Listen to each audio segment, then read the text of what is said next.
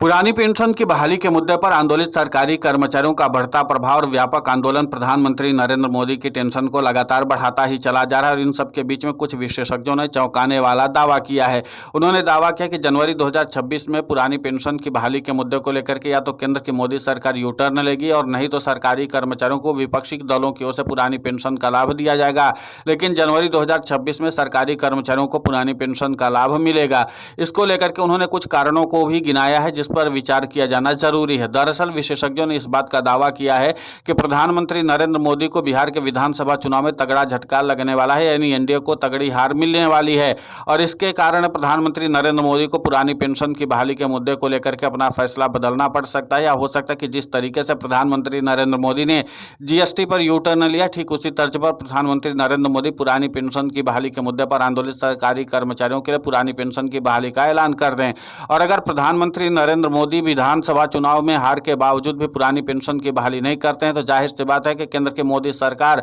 जो भी बहुमत के आंकड़े से दूर है अपने दम पर, तो फिर उसके नाते से उनको दबाव में ही सही लेकिन पुरानी पेंशन की बहाली करनी पड़ेगी। और अगर ऐसा नहीं होता है तो जाहिर सी बात है कि फिर विपक्षी दलों की ओर से भी पुरानी पेंशन की बहाली का ऐलान किया जा सकता है। उन्होंने कहा कि अगर बिहार के विधानसभा चुनाव में विपक्षी दलों की जीत होती है तो जाहिर सी बात है कि फिर मुख्यमंत्री नीतीश कुमार अपनी कुर्सी पाने के लिए सीधे तौर पर विपक्षी दलों के साथ जा सकते हैं। और विपक्षी दलों के साथ अगर जाएंगे तो जाहिर सी बात है कि वो अपना समर्थन तो देंगे ही देंगे, लेकिन साथ ही प्रधानमंत्री नरेंद्र मोदी से अपना समर्थन वापस भी ले लेंगे। और जब प्रधानमंत्री नरेंद्र मोदी से अपना समर्थन वापस लेंगे तो केंद्र की सरकार भी गिर सकती है। और उसके नाते से भी फिर जब केंद्र में दूसरी सरकार आएगी यानी विपक्षी दलों की सरकार आएगी तो जाहिर सी बात है कि विपक्षी दलों की ओर से लगातार पुरानी पेंशन की बहाली को लेकर के सरकारी कर्मचारियों का समर्थन किया जाता रहा है, तो फिर जाहिर सी बात है कि पुरानी पेंशन की बहाली हो जाएगी। कुछ राजनीतिक विश्लेषक भी इस बात को मानते हैं कि पुरानी पेंशन की बहाली के मुद्दे पर आंदोलित सरकारी कर्मचारियों का बिहार में इम्पैक्ट काफी ज्यादा है और बिहार में सरकारी कर्मचारी सत्ता परिवर्तन करने में अहम फैक्टर साबित हो सकते हैं। और बिहार में कर्मचारियों का एक अपना अलग फैक्टर है, कर्मचारी फैक्टर,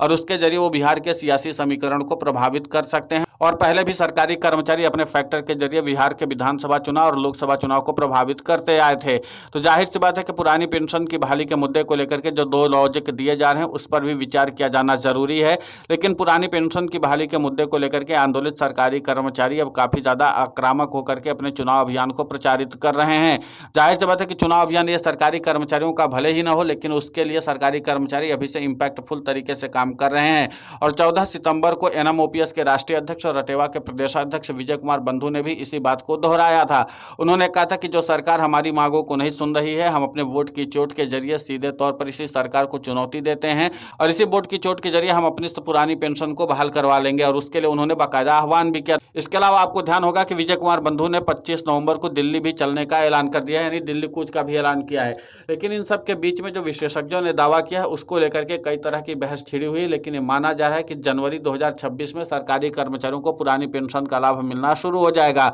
अब देखना महत्वपूर्ण होगा कि जो ये कारण गिनाए जा रहे हैं इन कारणों में से कौन सा कारण सही साबित होता है, सरकारी कर्मचारियों को पुरानी पेंशन का लाभ मिलता है। लेकिन इतना तय माना जा रहा है कि जो ये विशेषज्ञों ने दावा किया है उसको नजरअंदाज भी नहीं किया जा सकता है। यानी कुल मिलाकर के अभी है कि केंद्र की मोदी सरकार के पास वो वर्चस्व और दबदबा नहीं है जो पहले पूर्ण बहुमत का आंकड़ा होने के नाते से रहता था। अब केंद्र की मोदी सरकार सहयोगी दलों की बात मानने के लिए भी मजबूर है और ऐसे में मुख्यमंत्री नीतीश कुमार हो सकता है कि पुरानी पेंशन की बहाली के मुद्दे पर अपना निर्णय बदलवा भी दें। यानी कि जो केंद्र की मोदी सरकार की तरफ से अभी लोकसभा में इस बात का जवाब दिया जाता रहा था कि हम किसी भी हाल में पुरानी पेंशन की बहाली नहीं करेंगे, ठीक उसी तरीके से प्रधानमंत्री नरेंद्र मोदी पुरानी पेंशन की बहाली का ऐलान करेंगे। एनएमओपीएस के राष्ट्रीय अध्यक्ष और रटेवा के प्रदेशाध्यक्ष विजय कुमार बंधु ने भी 14 सितंबर को बिहार की राजधानी पटना में जो अपनी महारैली आयोजित की थी, उन्होंने कहा था कि सरकारी कर्मचारी भाइयों, आप लोग पुरानी पेंशन की बहाली के मुद्दे पर गांव-गांव अपना प्रचार अभियान तेज कर दो, जिसके नाते से अपने इम्पैक्ट के जरिए हम बिहार में सत्ता परिवर्तन करके अपनी पुरानी पेंशन को बहाल करवा सकें। और विजय कुमार बंधु का ये इम्पैक्ट काफी ज्यादा अप्रभावित कर रहा है बिहार का विधानसभा चुनाव। सरकारी कर्मचारी जहां इस समीकरण को बिगाड़ने की कोशिश में जुटे कि किसी भी तरीके से एनडीए को सत्ता से दूर रखा जाए, और इसके लिए सरकारी कर्मचारी गांव-गांव और घर-घर जाकर के पुरानी पेंशन की बहाली के मुद्दे के मूवमेंट को आगे बढ़ाने की कवायद में जुटे हुए हैं। लेकिन इन सब के बीच में जो सरकारी कर्मचारियों ने अपना प्रभुत्व स्थापित किया उसके नाते से विशेषज्ञों ने यह दावा किया कि अब पुरानी पेंशन की बहाली के मुद्दे पर आंदोलित सरकारी कर्मचारियों में भारी एकजुटता देखने को मिल रही है। वो कर्मचारी संगठन जो पहले सरकार के प्रति सहानुभूति रखते थे, वो भी यूनिफाइड पेंशन स्कीम के बाद से असंतोष का सामना कर रहे हैं और वो किसी भी हाल में सत्ता परिवर्तन करके पुरानी पेंशन का लाभ चाहते हैं। यानी कि जो यूनिफाइड पेंशन स्कीम को स्वीकार किए थे या फिर उसकी तारीफ कर रहे थे, उनको भी इस बात का एहसास हो चुका है कि पुरानी पेंशन से ही उनका कष्ट दूर हो सकता है और इसीलिए पुरानी पेंशन की बहाली के मुद्दे पर कर्मचारी इस बार अंदर ही अंदर काफी ज्यादा प्रभाव डालने की कोशिश करेंगे। और सरकारी कर्मचारी अपना और अपने परिवार का वोट बैंक भी अगर प्रभावित कर देते हैं, जाहिर सी बात है कि छोटे आंकड़ों से ही सही लेकिन एनडीए के घटक दलों के साथ साथ बीजेपी और जेडीयू को भी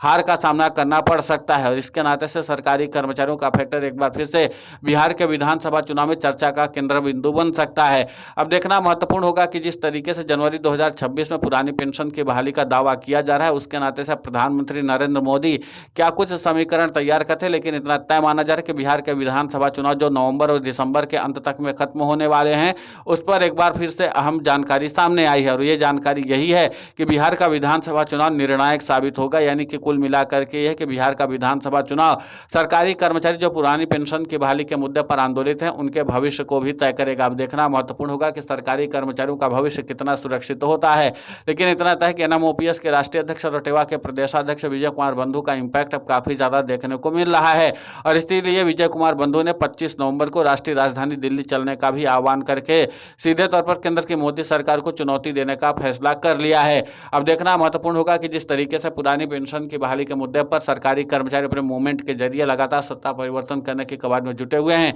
इसमें उनको कितनी सफलता मिलती है। फिलहाल इस पूरे घटनाक्रम को लेकर के आपकी प्रतिक्रिया बहुत महत्वपूर्ण होती है, आप हमें कमेंट करके जरूर बताएं। साथ ही पुरानी पेंशन की बहाली के मुद्दे पर हम लगातार आंदोलित होकर के खबरें चला रहे हैं। आप हमारे समर्थन के लिए चैनल को सब्सक्राइब करें, खबर को ज़्यादा से ज़्यादा शेयर करें ताकि पुरानी पेंशन की बहाली का मुद्दा और बुलंद हो।